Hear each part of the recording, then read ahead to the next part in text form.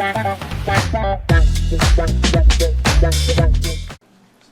right, I think it's that time, and we'll go ahead and get started. Welcome, everyone. Welcome to the Heinz Institute e-talk series. It's something we've been doing for a couple of years now, right? At least in this format. It's an opportunity for you to meet some members of the entrepreneurship ecosystem, maybe do a little networking. It's been well received, I think, so far by students. So hopefully we can keep that streak going today. We do have a very exciting guest. So I am thrilled to introduce our guest today, Indaria Jones. So just a little bit of her background. She's a program manager for a student business incubator at Syracuse University. The name of the program, Couri Hatchery Student Business Incubator. Did I get that correct? At the Whitman School, which is a business school there at Syracuse University. So a bit of a hike getting here, which we appreciate. Before that, previously founded an incubator that raised $128 million in funding for startup. That's a big number. But we're going to get into that. This is part of what we're going to talk about. So please join me in giving a nice warm welcome to our guest.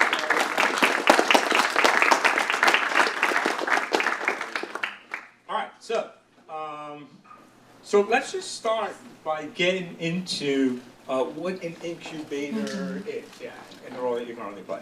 Yeah, I would say an incubator is very similar to a space like this where people can come in, explore their ideas, and have resources, mentors, and funding available for them to start their entrepreneurial journey.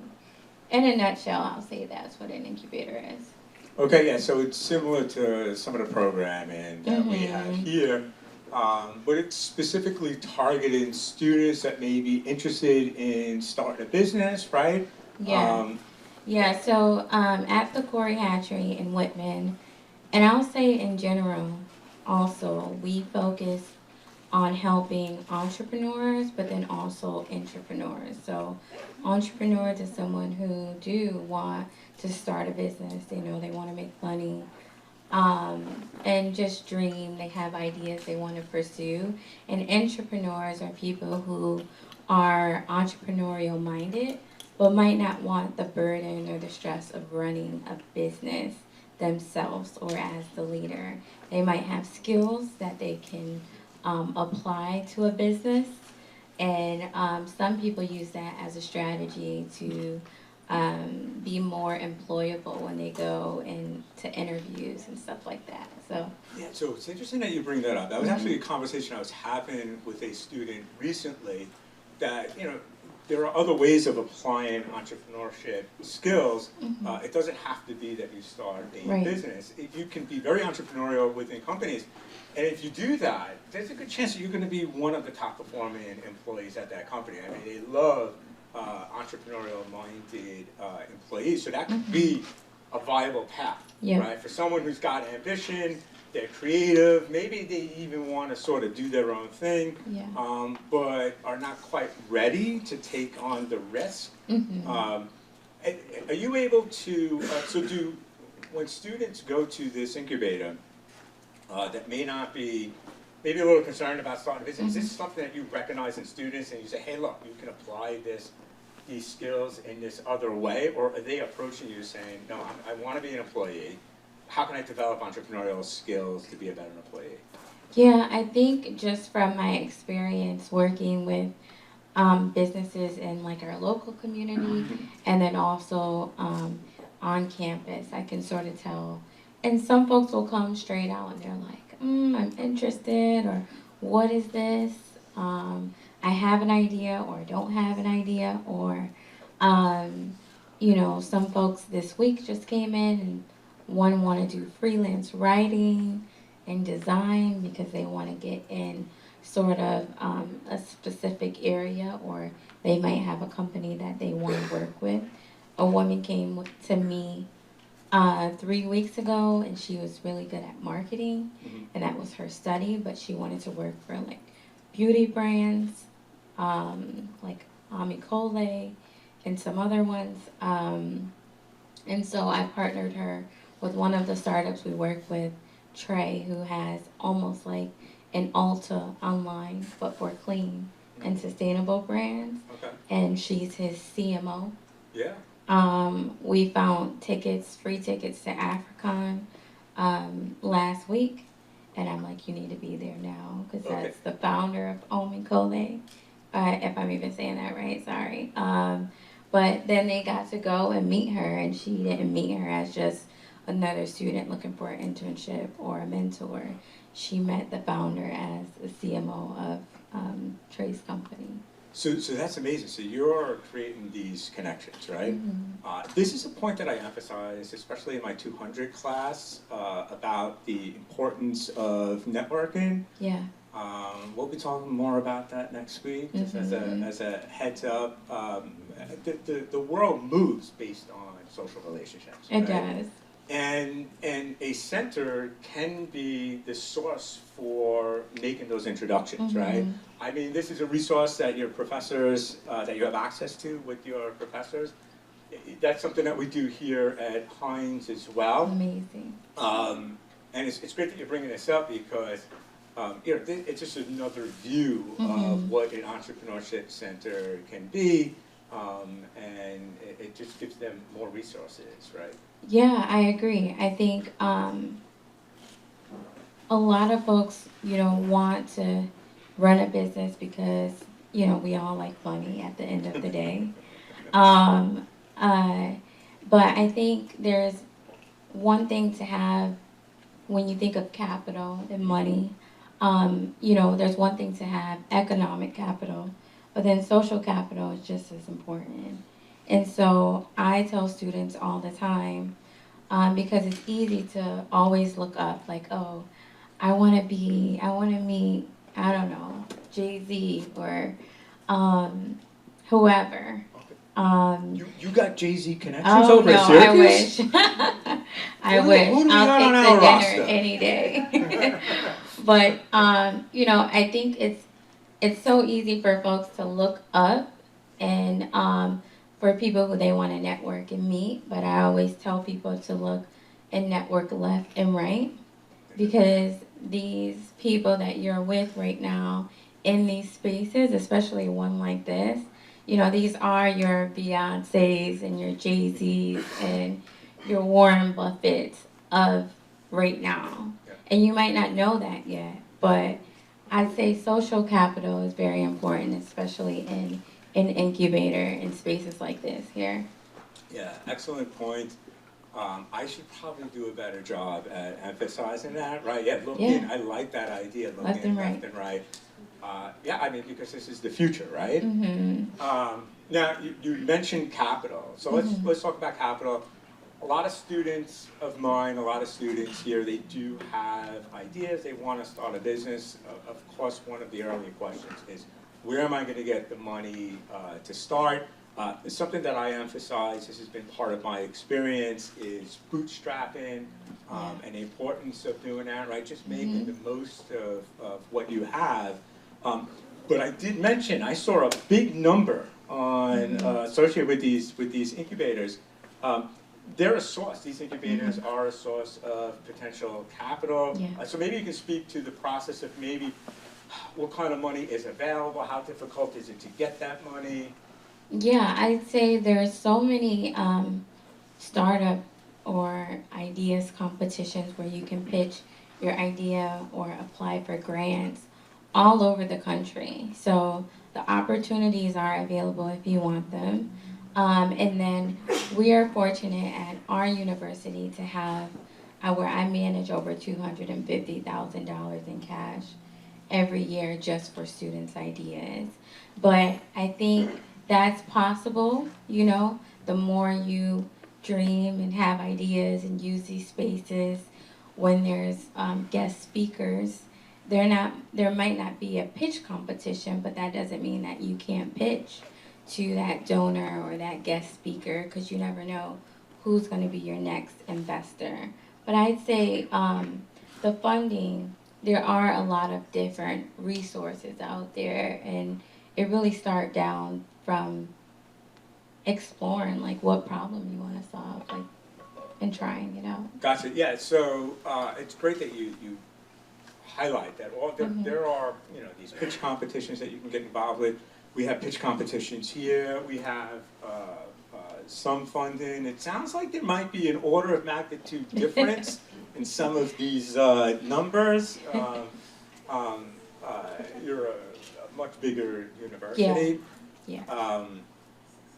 But it's not just what's local within your own university, but that experience that you have in getting involved in a pitch competition, this is what it's like if you want to attract capital from other investors, and so you can plug you into a network of these kinds of events where additional capital can be raised, right? And you've had a lot of success with your students raising significant capital, right? Yeah, and we utilize, and I tell the students, a lot of folks they're hesitant to start with us, our program, because they feel like they have to have something. And I always say, like, entrepreneurship is a journey. You don't have to have something to start.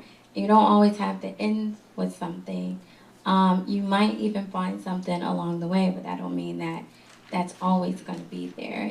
There's exits and things happen. And so we utilize our competitions as a way to validate the ideas. I think money is great, like we love money again, but they're a really good way to validate your idea and to gain traction. So if you have those opportunities already here on the campus, no matter how small, utilize that opportunity to get feedback, to keep validating and tweaking your idea, so when you go after like those national or state competitions and grant opportunities, you've already heard it all or a lot already, and you've already fine-tuned it.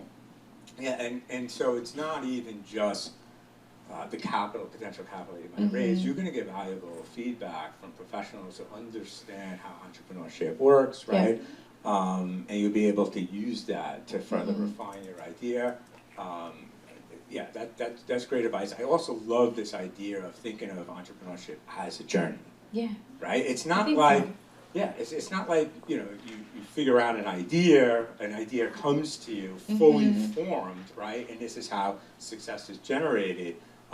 That's just the first step, right? You have an idea. What I like to teach is just focus on what you're interested in, right? Because you'll know a lot about that, and that's a starting place, right? And then the ideas develop over time because it's a process. All right, so currently you are with Syracuse, right? We'll talk a little bit about that journey, about how you arrived there, but prior to that, you started your own incubator. So can you tell me a little bit about that process? What prompted you to get into that? Okay. And all of that, yes. It's a little bit long, but I'll keep it short. I wasn't looking to open an incubator. I was just problem solving. And that's what I tell people when they don't know what to do or when they think they got something. I'm like, what problems are you solving? And so I was actually working at an internship, and I needed money. So I started a clothing company, a clothing line, that I would sell t-shirts, pre-order them when I would go back home on the weekends. And that sort of picked up. They were collections based on things that I was reading and art, and people wanted to know more. They wanted to meet. They just loved the messaging, and they wanted to connect more with my clothing. And so it's built its own community. I think like the first time maybe 3 people reached out to me and talk about like the different collections, like, they just wanted to have conversation. And then as I was growing my business and meeting with people in finance and things like that, you had all these people asking how I was selling out, how I was getting in the stores, all of the questions, how was I marketing it? And so instead of me meeting one-on-one, I was just like, let's open this up for everybody. So yeah, those meetings went from 3 people to a little over 1,000 people. Wow. So I had the community, I had the demand, and what led me to an incubator is because when we were doing those workshops and those meetings, I was like renting out space at cafes, even though I was bringing them business, things like that. And I just got tired of that. And I'm like, I don't want to rent out space when I can get my own space. And so it was just, and it was also a need. So it was really problem solving. And then we opened the Creators Lounge. Okay, so I have a lot of questions. Okay. Let's just go back to your brand, right? Okay. So Mhm. it created engagement. Yeah. What was the impetus for that engagement? Did you have like a message attached to it, or is it just a style, or? Yeah. So it was, I did a bunch of different collections, and it was really off of things that I would read because I was working down in Times Square. So I would take the train, the bus. Sometimes I would drive. And so I had different collections about like culture, a lot of different inspiration, and just things that would come to mind. And it wasn't all like fully like this is the message. It was just like little thoughts. Yep. And that's just art. Yep. And I just let people explore with that. And a lot of people wanted to know more, and they wanted to meet, and they wanted to build. And how I look at it as we get so nervous sometimes when we want to try something, and it's not like what our friends want or what our family understand. And you might feel like alone in thinking something or doing something different. But all it takes is that one thing for you to step out in, and then the right people will attract themselves to you. Yeah. And I feel like that's what happened, and that's how it built its own community. And that's what happens with spaces like this, too. You might come in alone or just afraid or not knowing, and then I start to see even in our own incubator, students like forming their own communities and their own teams around ideas and things that they love. And that's all I did. Yeah, and so look, this is how the universe works, Mhm, right? You put yourself out there, Yeah. and things start happening. But you right? gotta put yourself out there. And that's all it's Yeah. about. Yeah. Yeah. So great lesson in that. But really interesting. So in my class, right, so I emphasize the importance of maximizing distinct value with whatever it is that you are developing, and I give lots of ideas on how to do that. One, I think, great way of doing that is to embed meaning in your product. Yeah. Right, and you can do this really with any product, and it's just connecting your product to something that you care about, that teaches people maybe something new about the world, gives them a fresh perspective, makes them think. And it sounds like that's what you did with your clothing. And you would think that, well, what does clothing have to do with learning something about the world? And this is the creativity, right? It's putting these things together. So really instructive, and a great validation, right? That this is really what works. But also the way that you did it. I don't know if you're familiar with with vague posting. So if any of you are on Twitter, so vague posting is you'll make a post that's very unclear.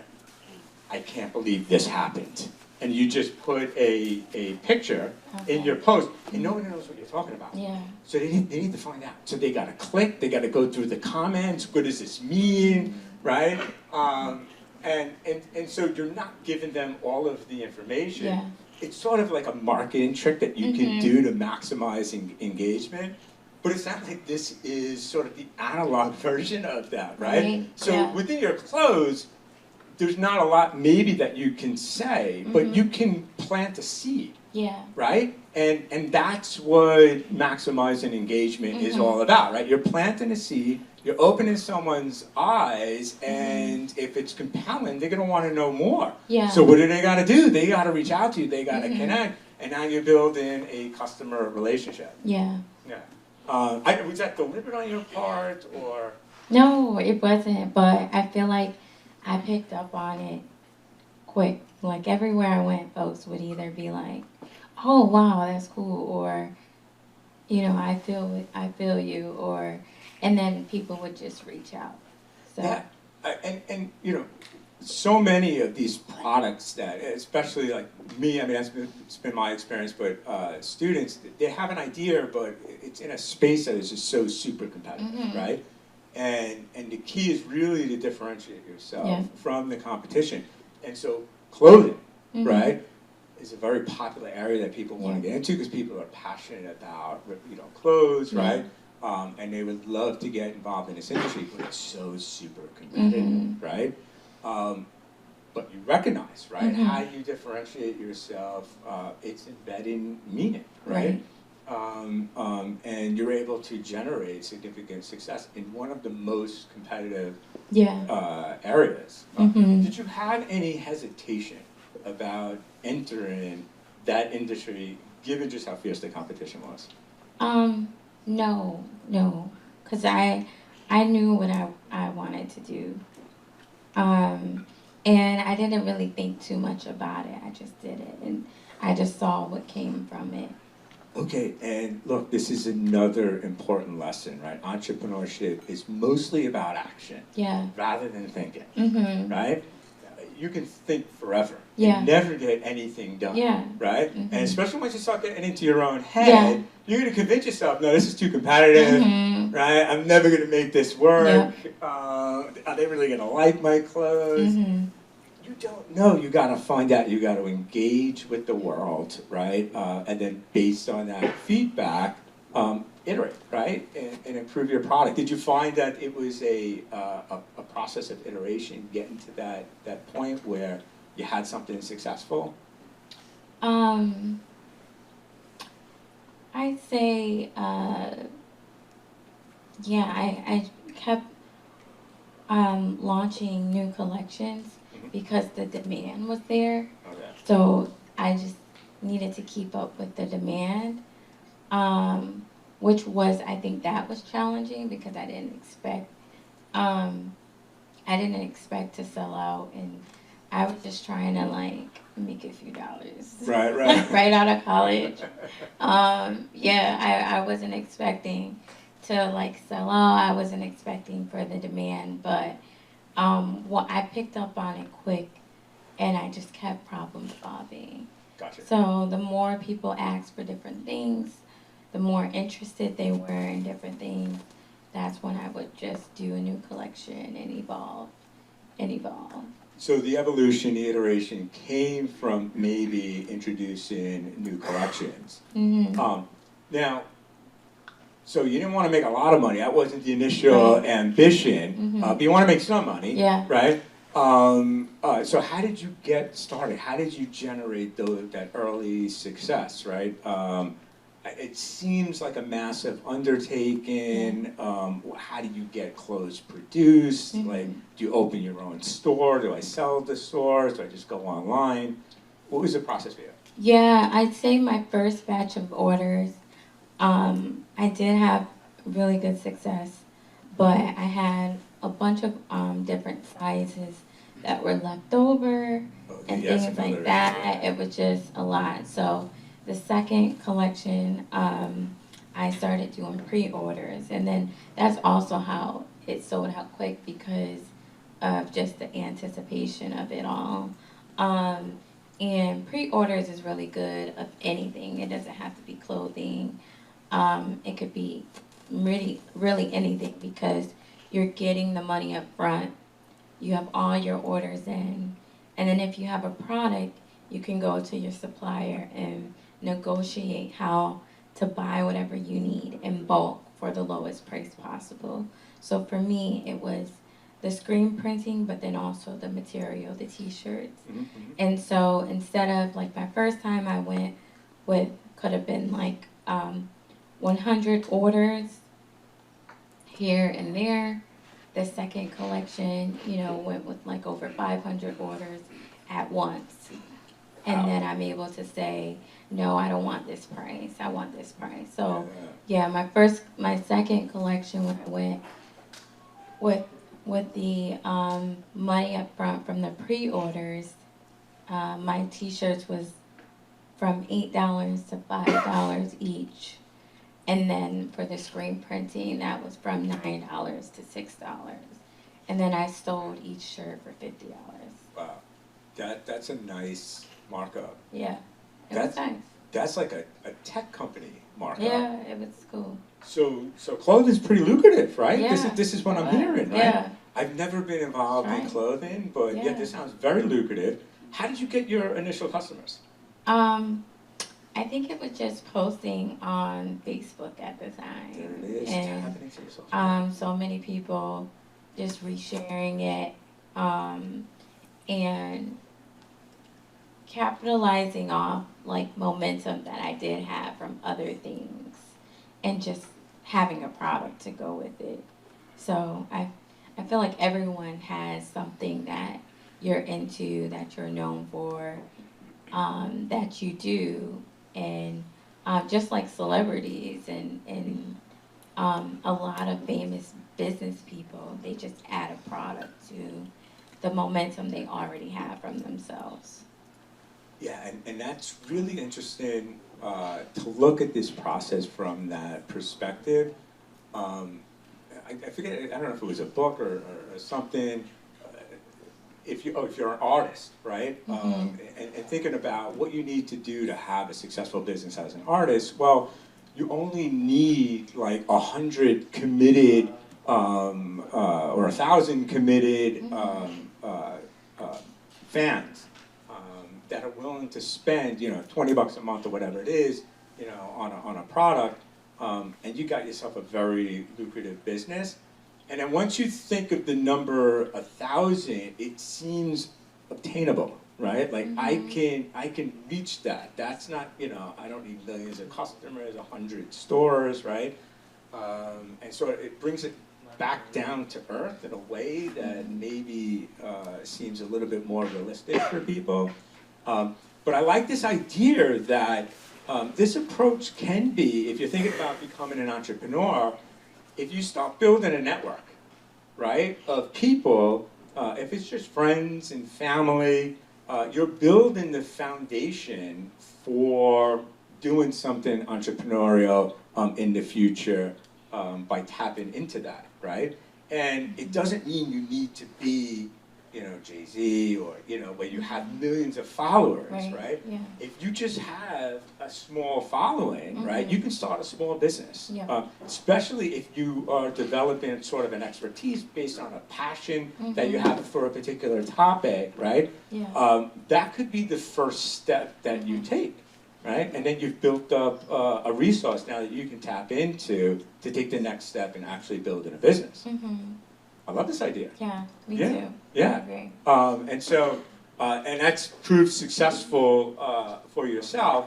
And then, so now you have, you're selling clothes, right? And you have all these people asking you how you did it, Yeah. right? I went through the same thing. Yeah. They start coming out of the woodwork, Yeah. right? I mean, I never had a room of 1,000 of them, Yeah. all together asking questions, but I probably could have put that room together, Right. People want to know, right? Yeah. How can they, do the same? But unlike me, you turn that into a business, right? You're like, oh, this is value that's needed in this world. People need this kind of advice, right, for actually how to generate real success. Yeah. And you turned it into a business. And I loved how you got this business started, which I think is really instructional. You went through this bootstrapping process where, maybe we just meet in a coffee shop, right? Yeah. You don't have to rent out a storefront, right? You don't have to rent out square footage in Manhattan, which is super expensive. You keep it cheap, and in fact, you could probably even make it a revenue source if you're bringing 25 people to a restaurant, or they're probably going to be willing to pay for you, right? To set up. Those early days, how many people did you have at this coffee shop that you were meeting with? Yeah, I would say on an average, it would be from like 100 to like 150 people. Wow. Yeah. It got to the point we needed space. Yeah. And not just for the sake of needing space, but we needed space where we could create and where we could,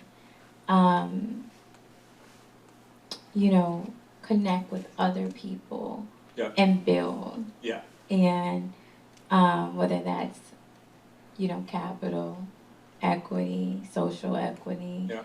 all of the things, anything that we wanted.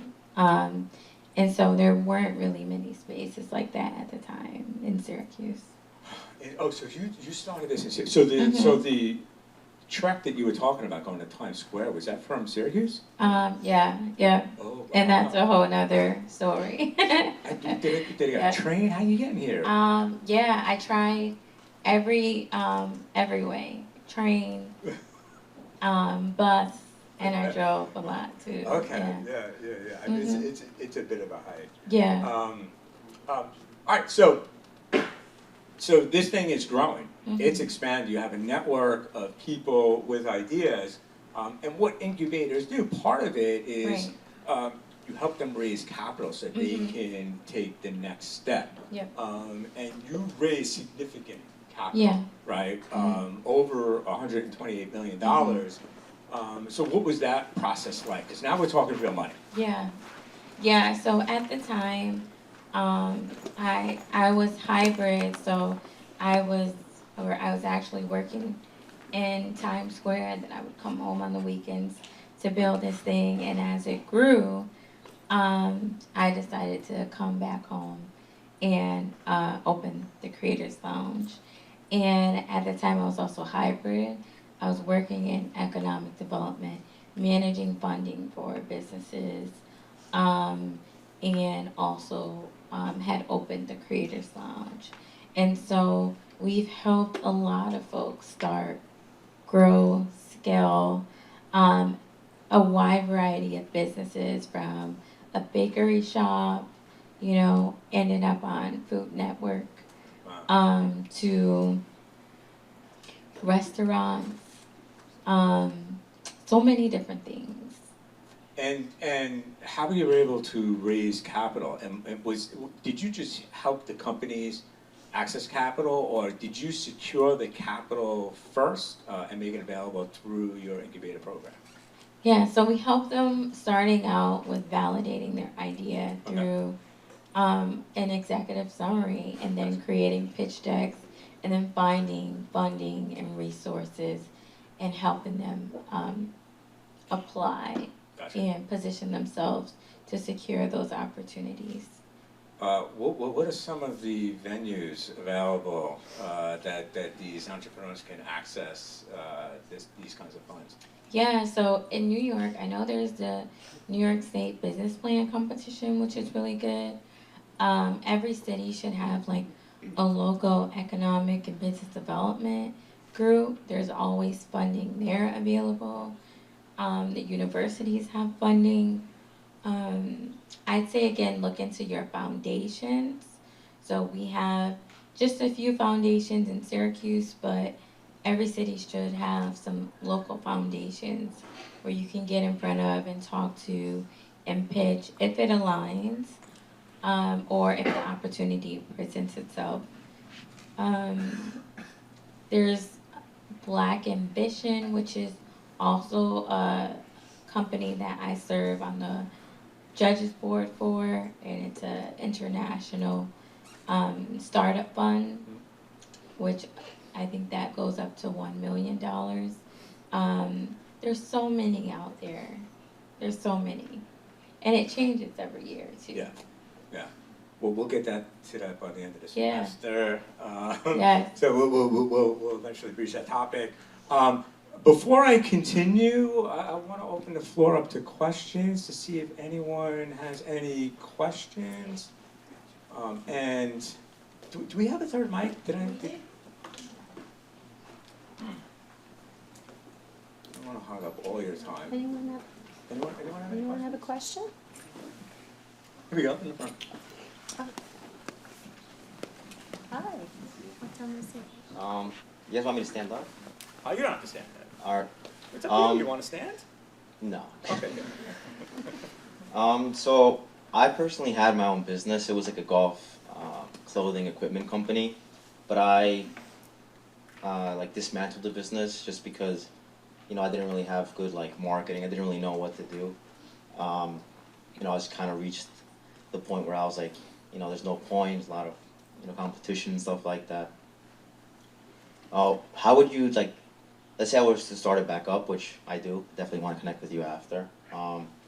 Like, how would you differentiate yourself, and like, what resources would you utilize to help, you know, really get your brand out there? I think that's amazing that you've started and explored entrepreneurship, and even that you want to get back out there too. Because I've been hit hard. I know a lot of entrepreneurs.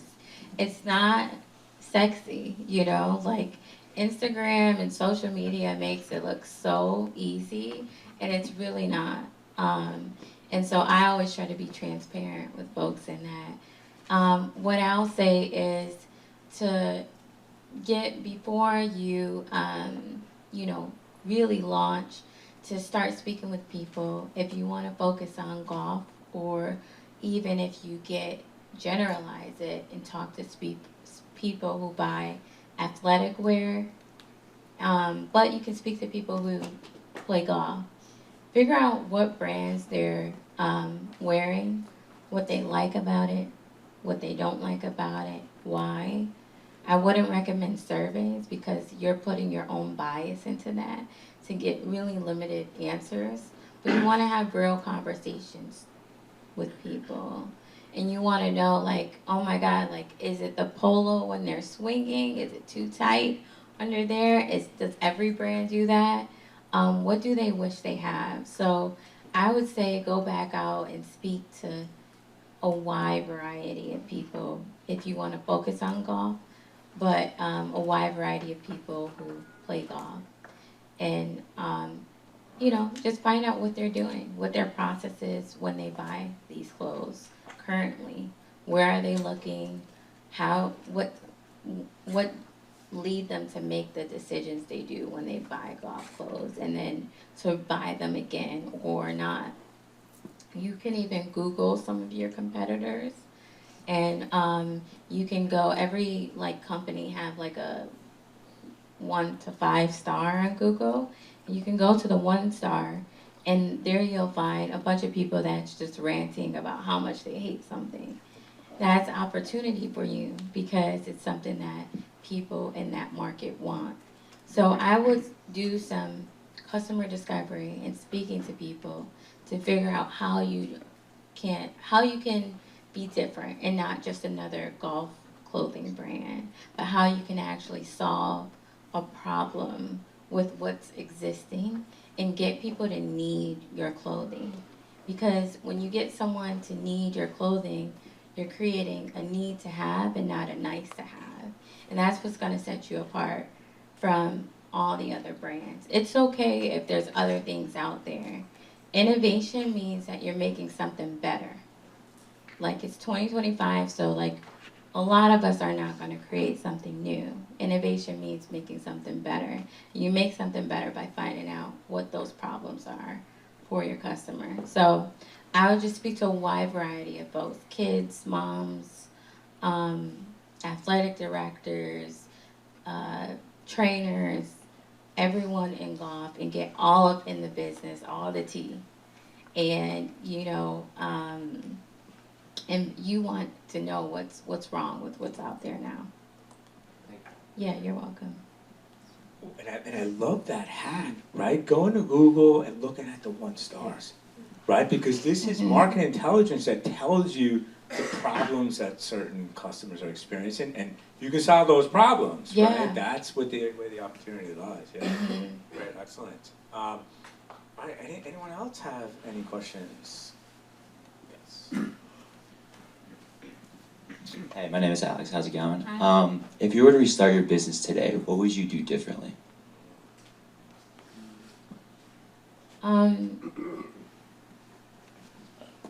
I think I I really loved my journey because it always led to the next thing and the next thing. And still. But I think I would have built the right team sooner.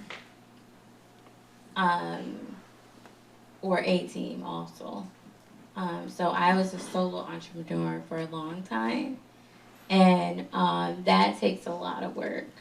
And it's, you know, what makes an entrepreneur is grit, it's hustle, but you just don't always have to hustle all the time, too. Yeah, you gotta practice self-care, right? Yeah. Yeah, I love this idea. Yeah, Yeah, I mean, and selection, finding the right people. it's hard. Yeah, it is not easy. Mhm. And you wanna invest a lot of time in making sure Mhm. you select the right people. Trying to get people to conform to your philosophy, to your approach to work. Mhm. Very difficult. Very Yeah. difficult to change people. You gotta select the right people out of the gate. Mhm. Great, excellent question. All right, anyone else?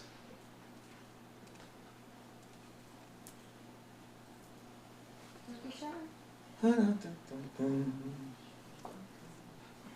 got one back there? No, you were reaching. I saw you going for it. It's funny.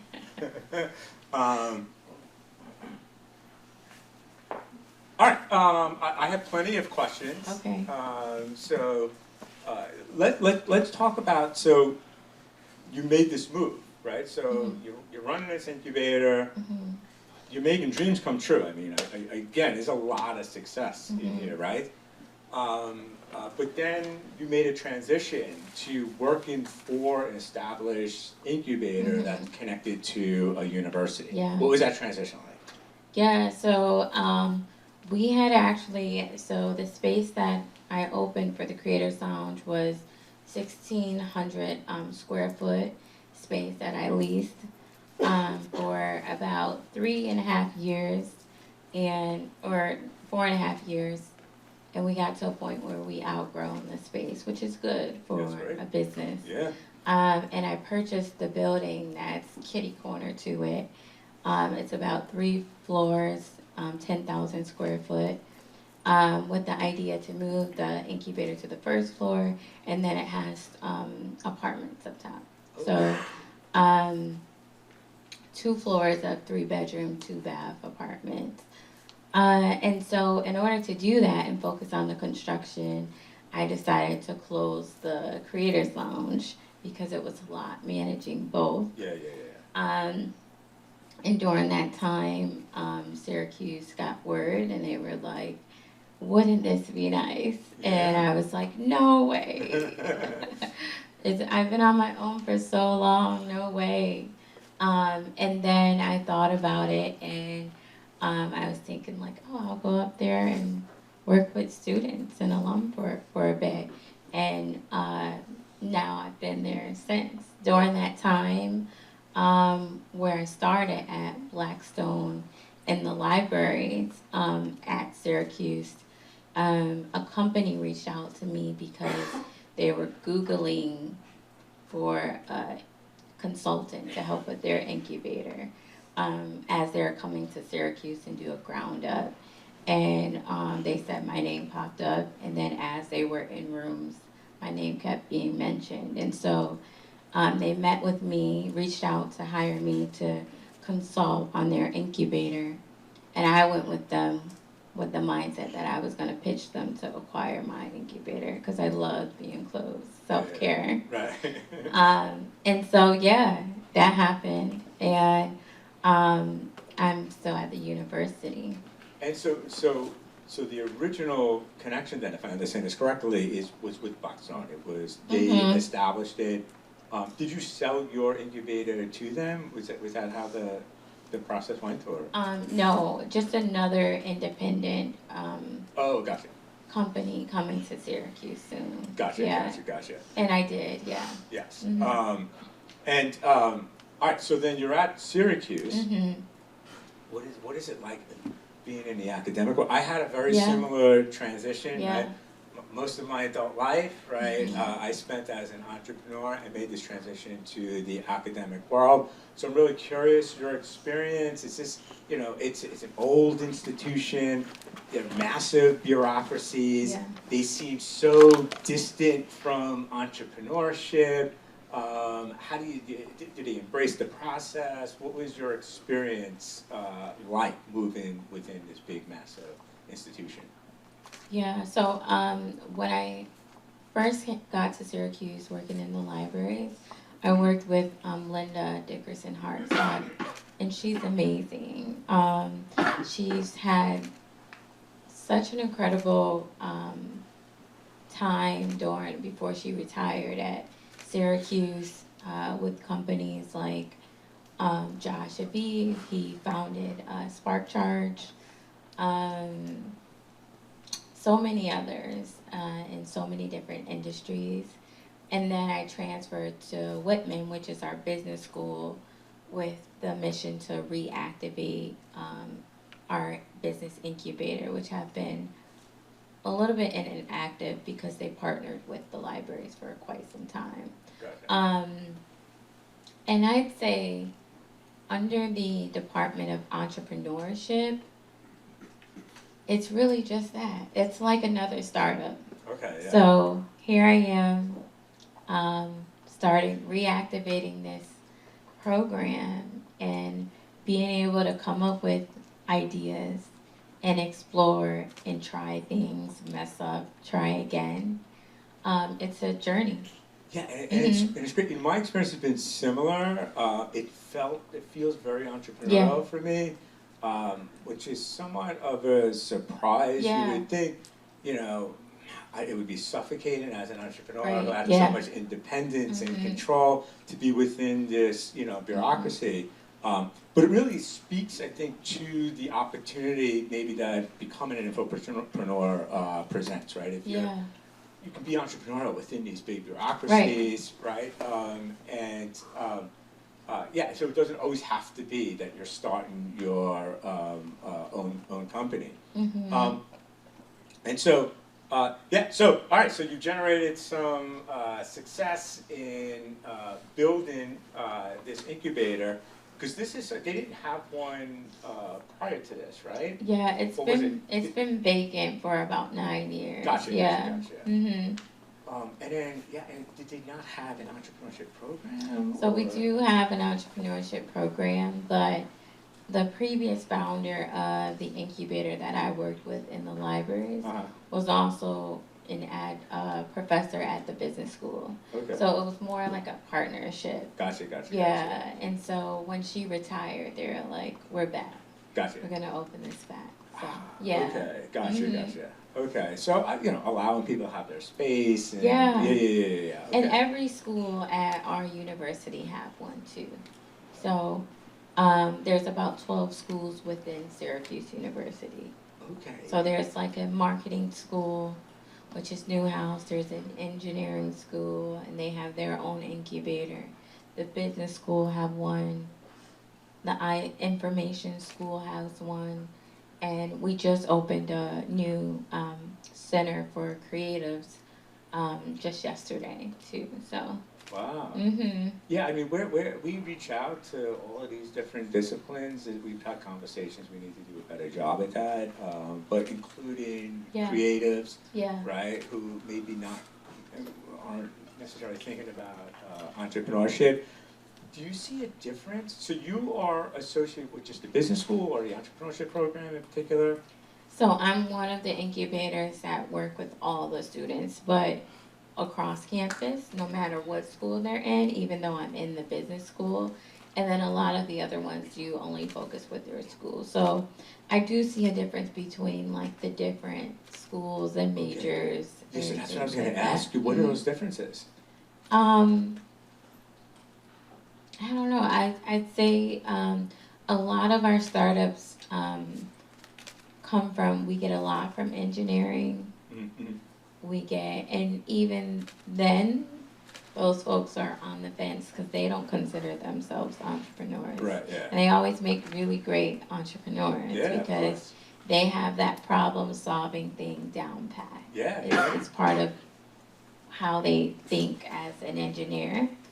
But I'd say within our space in the business school, you have engineers, you have people from the marketing school, you have creators, you have people from the I school, so that's like software, data, then you have the business school, finance, things like that, all working together, and a lot of times on one startup, whether they're like officially on their team or not, just in the space.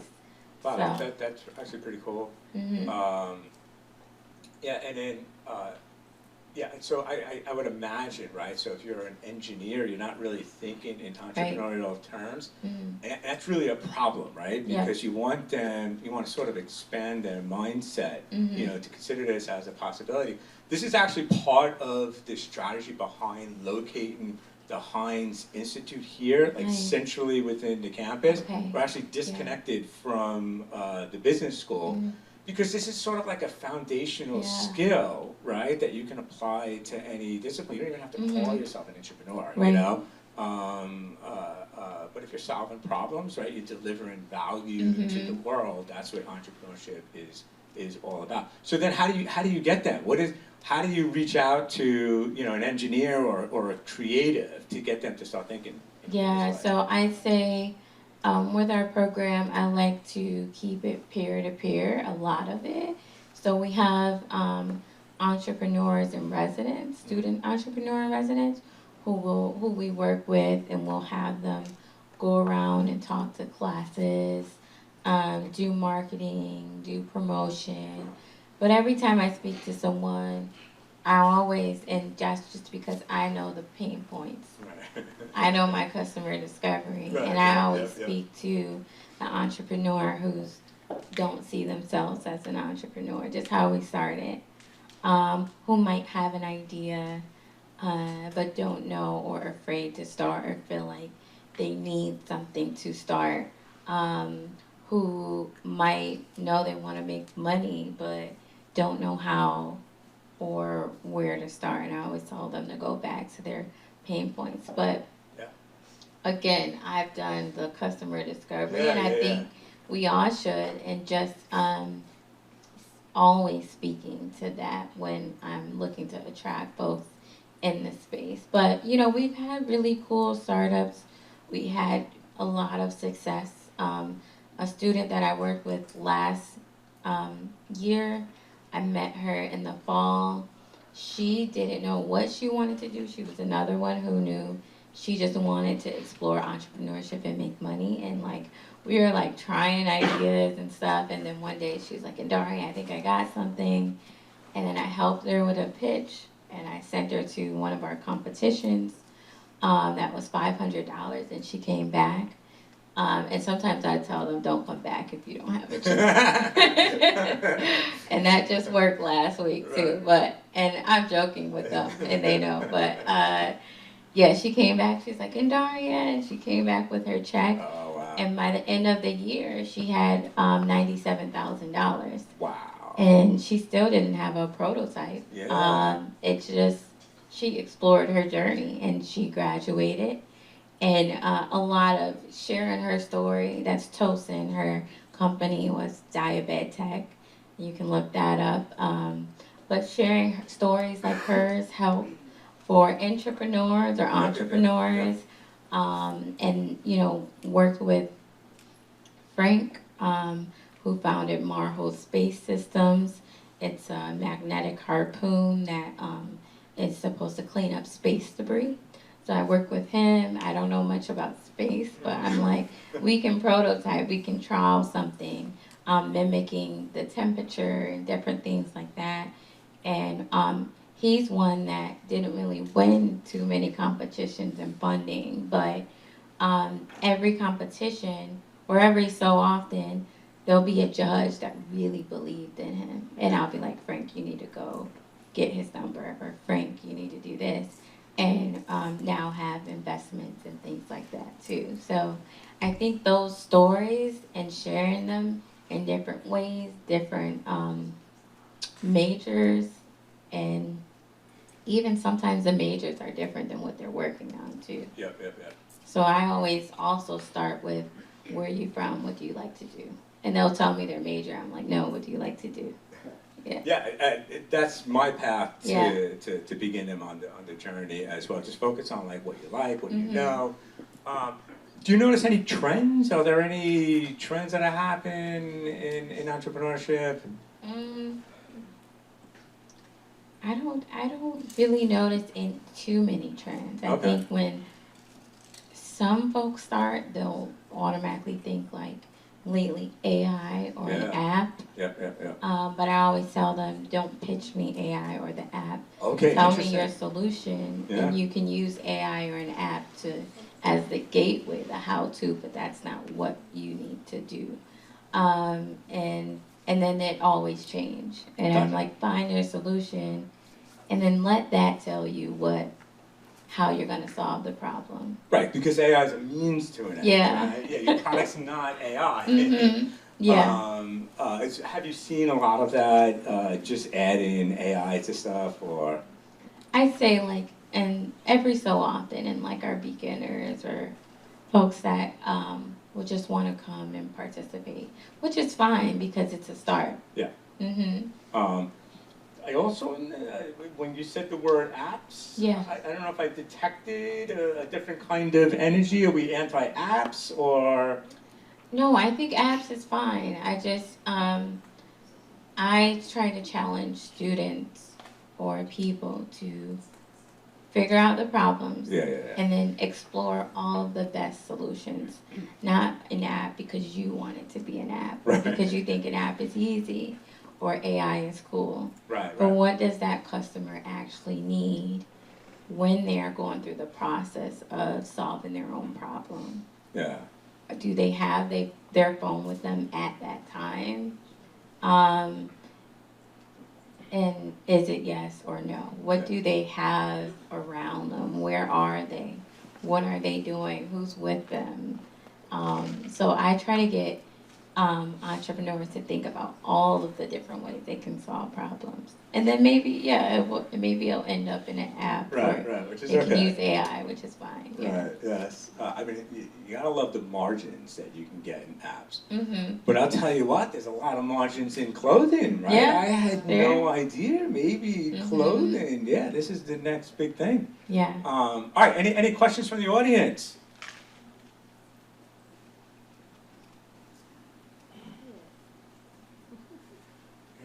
Any future app developers?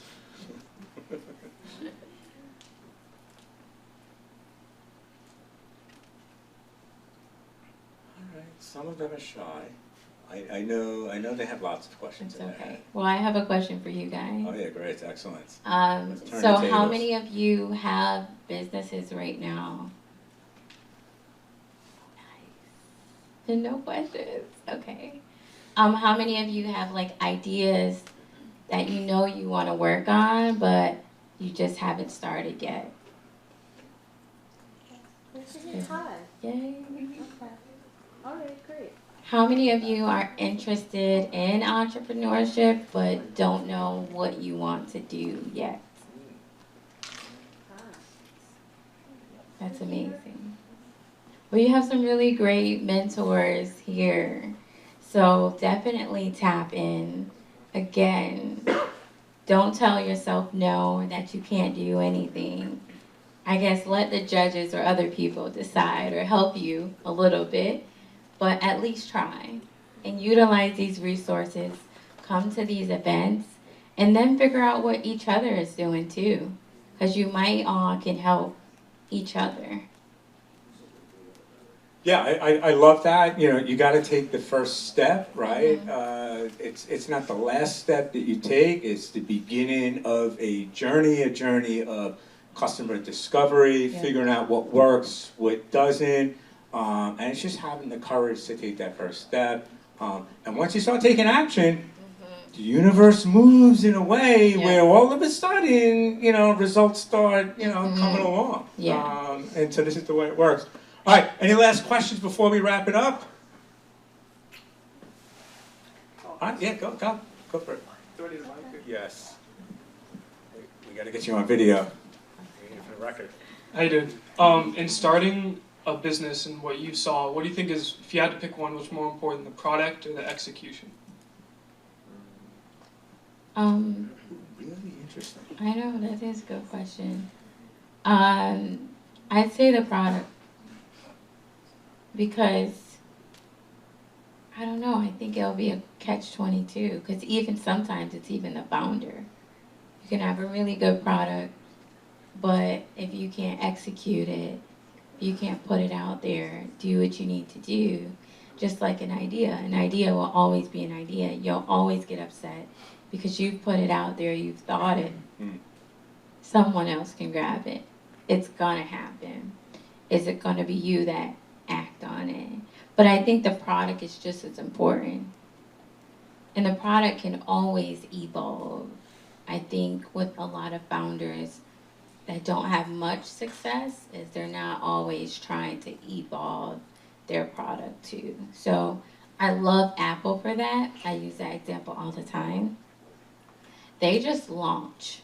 You know, they'll make a new iPhone and they'll just put it on the market.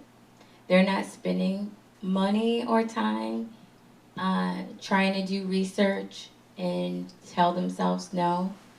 They let us tell them that. Like, hey, why don't you have this stupid feature? Why didn't you think of this? You know, everyone's putting in their 1-star comments, giving feedback. And then 3 weeks after their product launch, it's an update.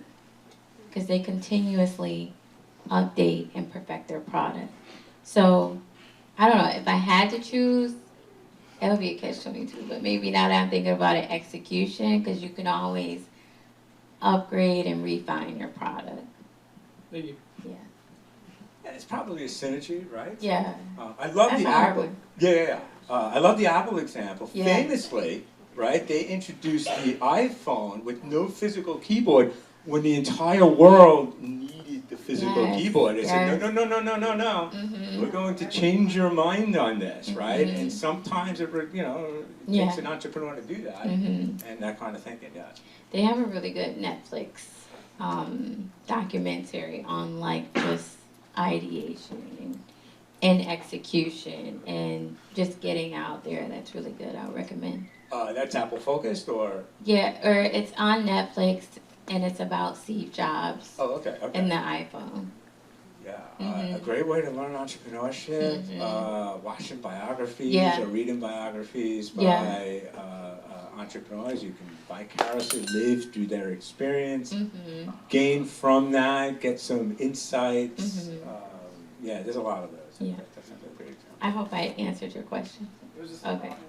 Do you have a stake in this? Where do you place your bet? Is it on process or product? I think it's execution. I think if you have a network, I feel like you can really sell anything. So I believe it's execution, personally. Execution. Yeah. But like you said, I'm sure it's a catch-22 either way. Yeah, they're connected, right? They're all related, but really thought-provoking. All right, any last questions? Go for it, yeah. What's the best advice you can give to us who wants to start a business or has some idea of wanting to start one? Yeah, it's a great place. I just have a follow-up question, but what's the but there? Well, I just want to know, like, oh, sorry. It's just, what's the best place to start from starting a business, whether it be a product or something online? I always tell folks who know they want to start something but not what, to just start thinking about and writing down like all of the frustrating moments that happen where you're like, this is so stupid, or this could have been so much better. Why didn't they think of this? Before you go on Twitter and tweet or rant in your group chat, write that down, because those are opportunities for innovation to take place. And I know I shared this before, but Josh Aviv, he was an engineer student at Syracuse. He had a Tesla, at the time, and Tesla only had like the charging stations that you have to drive through. And he was like, this is so dumb. Why aren't they portable where it can fit in my car? And instead of just ranting or tweeting or put it in his group chat, he went into his entrepreneurship center, which is the Couri Hatchery, and start working on what's now Spark Charge. And it's the largest, he went on Shark Tank, and Mark Cuban invested $1 million into his company. It's the largest EV on the entire East Coast, and it's world leading. So he even found something that the founder of Tesla didn't figure out or didn't get to yet. So don't leave those frustrating moments off the table. Write them down and then act on them. I think as students, your risk is very low because you have so many resources and you're at the age where you can try, you can mess up, and just keep doing it. And you don't have kids, you know, different things. Life can life as a student, but now is the opportunity to do that with the resources you have available and the mentors too. So just as you start to think about different frustrating things, or even think back on your week, because we all have those moments when we're like, 1 + 1 = 2, why didn't it happen here? But someone might not have thought of it, truly, or haven't gotten to it yet. And why can't it be you next? So that's what I would just suggest. Thank you very much. Yeah, you're welcome. And another thing I'll say too is, sorry. No, go ahead. No, go ahead. I feel like people see things in us before we see them in ourselves too. So like you might have friends that come to you for a certain thing all the time because they see and value you as an expert in whatever that is, but you might not feel that way. So take those different initiatives or like cues to say, maybe this is what I should be doing or could be doing or I'm already doing. And you can probably even ask your friends too, like, what do you see me most helpful for you? When you need me, what do you come to me for? And I'm pretty sure a lot of them will say the same thing, and that could give you an idea too of like where you could start.